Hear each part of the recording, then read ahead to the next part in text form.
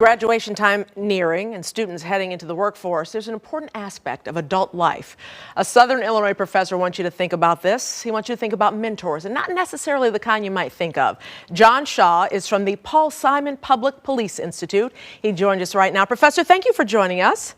My pleasure. Thank you. First of all, I found it interesting because when you say mentor, you just think of someone taking you by the side, talking with you, blah, blah, blah.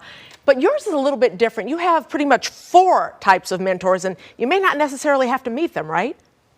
You know, it's funny because a lot of people say you should actively seek out mentors Right. or recruit them or whatever. But I've found that life kind of presents itself with different types of mentors. And I wrote an essay in which I found 4 in my life. I mean, the first one is just daily mentors, people that we just encounter, in our workplaces, people that we, are spend a lot of time with. In my own case, I was a reporter for many years in DC, worked in a small news organization, and I had this amazing boss who for 25 years, he never talked about his philosophy of management, but he was the first one to show up, last to leave, assigned himself all the hard work, praised all that we did well, kind of soft pedaled what we did badly, just led by example. And so that's, I think a lot of us have those kind of mentors, people who just by daily example show up every day and just do really remarkable things and influence us in really profound ways. So that was the first one.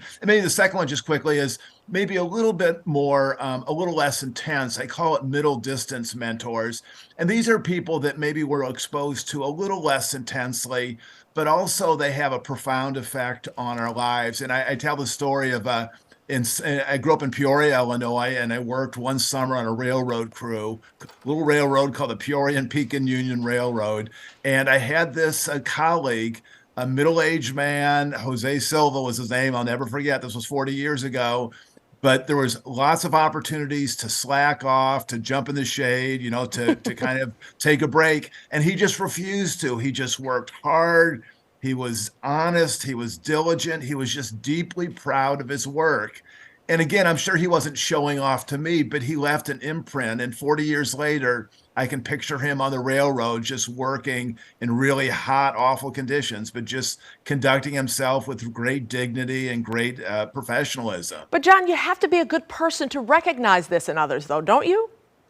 You know, I don't know. I mean, I guess, for me, I'm at a point where I'm teaching and I was teaching a class in which I wanted to leave my students with just some of the lessons I learned. And one of the things I told them is, if you're paying attention to the world, you'll see a lot of, you see a lot that's disappointing, but you also see that a lot that's really good and really honorable.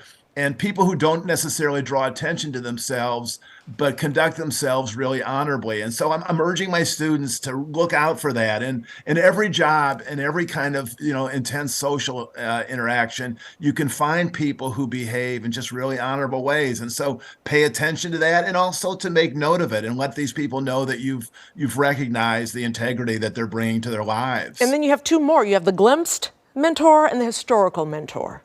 Yeah, I mean, the glimpse is someone who I just have, a little less substantial dealings with, but you see someone from a couple, for a couple encounters and they really impress you. And in my case, I was writing a book on Senator Lugar some years ago, about 15 years ago, part of a traveling trip to Russia with Senator Lugar. And the U.S. ambassador just did everything right. He met us at the airport, took us to all our meetings, held receptions, briefings. It was just amazing professionalism, quiet, unassuming, but was really quite striking. And that man by the name is William Burns, who's now the CIA director. Wow. And again, I didn't have extensive dealings with him, but just in the course of 3 or 4 But days. enough to make a difference in your life. And then the historical mentor is pretty obvious, someone like a President Obama or someone from history that you admired. And that helps you. You say that's even better than experiences and education in many ways. And thank you for giving that to your students. I'm sure that's going to go a long way. It's been a lot of fun. Thank you so much. Thank you, Professor. Take care. Be safe. Be well. Great.